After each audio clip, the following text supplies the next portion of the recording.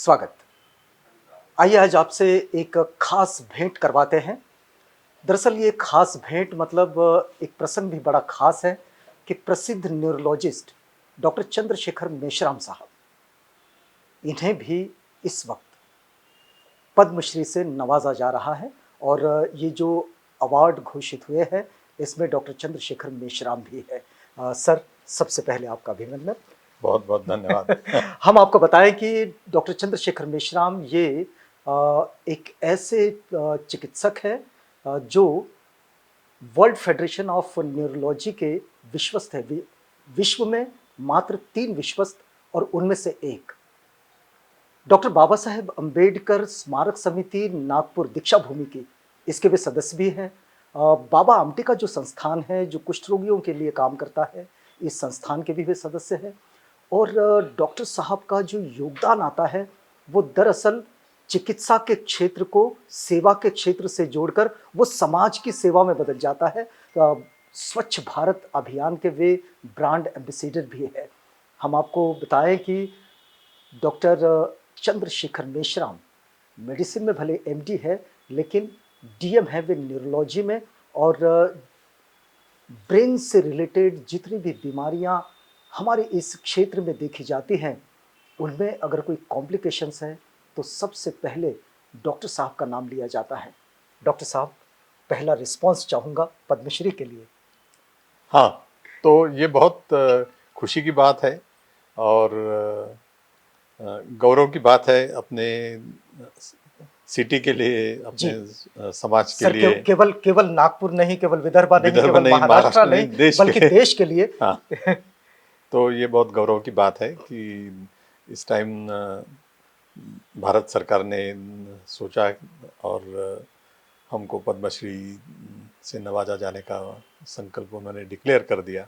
चलिए, बहुत अच्छी बात है। बहुत अच्छी बात है और इसमें मैं समझता हूँ कि ये जो अवार्ड है उसमें टीम वर्क जो है उसका बहुत सहयोग है। हमारी फैमिली का कंट्रीब्यूशन बहुत ज़्यादा है। क्या मानते हैं आप, ये डॉक्टर चंद्रशेखर मेश्राम का सम्मान या फिर न्यूरोलॉजी का सम्मान?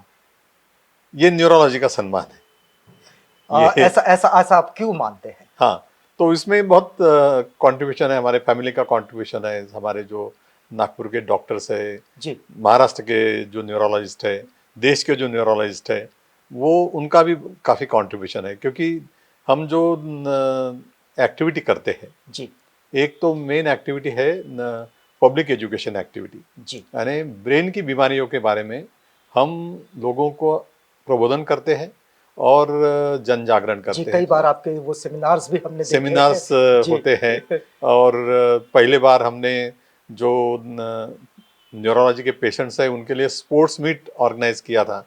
2-3 साल हमने स्पोर्ट्स मीट किए। कॉलेज उसमें स्कूल में जाके ब्रेन की बीमारी के बारे में उनको जानकारी देते हैं। फिर छोटे बच्चों के लिए हम ब्रेन के बारे में ड्राइंग कंपटीशन ऑर्गेनाइज करते हैं और न्यूज़पेपर में जैसे अभी तक हमने कभी 400 लेख लिखे हैं जन जागरण के लिए। टीवी पे और जो ऑल इंडिया रेडियो है उस पे लेक्चर्स हमेशा आते हैं। तो ये काम जो है वो पिछले 30-35 साल से चल रहा है और पिछले कुछ सालों में वो बहुत ज़्यादा प्रमाण पे चल रहा है। तो जो ब्रेन की बीमारियां होती है जैसे पैरालिसिस है, डिमेंशिया है, स्मृति भ्रंश जिसको बोलते हैं अपन, मिर्गी या अपस्मार, और सर दर्द है, मेंदू ज्वर है, माइग्रेन है, मल्टीपल स्क्लेरोसिस है, ये सब जो बीमारियां हैं तो उसके बारे में लोगों का बहुत ज्ञान है। तो वो दूर करना हम समझते हैं कि डॉक्टर लोगों का और न्यूरोलॉजिस्ट लोगों का ये कर्तव्य है। जी जी, तो ये हम कर्तव्य का पालन कर रहे हैं। एक बात तो उसमें इच्छा ये है कि जो बीमारियां हैं उसका जो उपचार है वो जल्दी होना चाहिए और उसका निदान जल्दी होना चाहिए। तो लोगों को जब पता चलेगा कि ये बीमारी के लक्षण क्या होते हैं, डॉक्टर की तरफ कब जाना, तो उसका इलाज जल्दी हो जाएगा।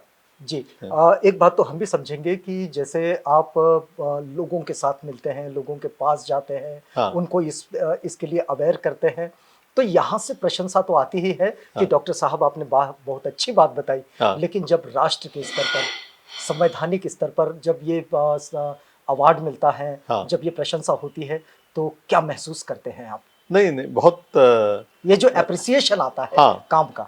तो ये ऐसा, उससे और प्रेरणा मिलती है कि और अच्छा काम करो और ज्यादा काम करो। तो क्या तो क्या सोच रहे हैं जब से नहीं ये तो ये, अवार्ड आपके पास आया हाँ है? तो क्या नई योजनाओं के साथ आगे बढ़ेंगे? नहीं, नई योजनाएं नहीं, अब ये जो काम हम कर रहे हैं वो ज्यादा प्रमाण में करेंगे, और इसको अच्छे से कैसा अच्छे से करना है। मगर हम जो मैक्सिमम कैपेसिटी है जी वो उससे करते, जैसे पिछले साल हमने ब्रेन का जो वीक था उसमें पूरे देश में करीब 150 प्रोग्राम किए जी एक हफ्ते के अंदर, और सब डॉक्टर्स इन्वॉल्व थे, अलग अलग शहरों के, बड़े बड़े शहरों के, नागपुर के। जी जी और इसकी जो दखल है वो वर्ल्ड फेडरेशन ऑफ न्यूरोलॉजी ने लिया है। हम्म, और उन्होंने, वो हमेशा ही बोलते हैं पिछले कुछ सालों से कि नागपुर में या इंडिया में जैसे जन जागरण के कार्यक्रम होते हैं वो दुनिया में सबसे बेस्ट है, इससे जी अच्छा और कहीं होते नहीं। और म, वो बाकी देश के लोग बोलते हैं मतलब कि ये हम विश्व स्तर पर भी अप्रिसिएशन है। विश्व स्तर पर एप्रिसिएशन है। और ये जो हमारे प्रोग्राम्स है या पेपर की कटिंग है या प्रोग्राम के बारे में इंफॉर्मेशन है वो वर्ल्ड फेडरेशन ऑफ न्यूरोलॉजी के वेबसाइट पे जाता है और उनके न्यूज़लेटर से जाके 124 कंट्री में पहुंचता है। एक बात है डॉक्टर साहब कि अभी जिस तरह से हम तेजी से बढ़ता हुआ भारत देखते हैं, हाँ तो इसमें नागपुर भी एक तेजी से बढ़ता हुआ नागपुर है, और आप नागपुर में स्थित हैं। हाँ मैं ये एक बात समझना चाह रहा हूँ कि जैसे नागपुर से बाहर बड़े इंस्टीट्यूट है जो न्यूरोलॉजी पर रिसर्च करते हैं, हाँ जो डॉक्टर्स पढ़ते हैं, हाँ इसमें उच्च शिक्षा हासिल करते हैं, हाँ कुछ फेलोशिप हासिल करते हैं, रिसर्च करते हैं। क्या उनके लिए कोई बड़े इंस्टीट्यूट की नागपुर में ज़रूरत महसूस करते हैं आप? हाँ, वो बड़ी इंस्टीट्यूट तो नागपुर में होनी चाहिए। और अभी जैसे ऑल इंडिया इंस्टीट्यूट नाग का ब्रांच नागपुर में आया है। जी और मगर ऐसा नहीं कि इंस्टीट्यूट में रह के ही तुम रिसर्च कर सकते, अच्छा प्राइवेट प्रैक्टिस में रह के भी रिसर्च कर सकते। जैसे अभी हम जो रिसर्च करते हैं इंटरनेशनल लेवल पे रिसर्च, जी तो 4 रिसर्च प्रोजेक्ट में हमारा पहला नंबर आया दुनिया में, अच्छा, हमारे सेंटर का, मतलब अपने प्राइवेट प्रैक्टिसिंग में। प्राइवेट प्रैक्टिस में। हम्म, और जो यूएस एफडीए है उन्होंने हमारा पूरा सर्वेक्षण किया, सर्वे किया, ऑडिट किया 7 दिन तक रोज।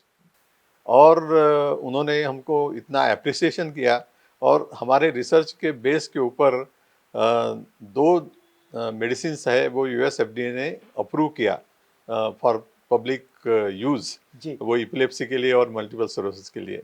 जी तो ये बहुत बड़ी बात है। तो ऐसा नहीं कि इंस्टीट्यूट में रह के ही रिसर्च कर सकते, तुम प्राइवेट प्रैक्टिस में भी रिसर्च कर सकते।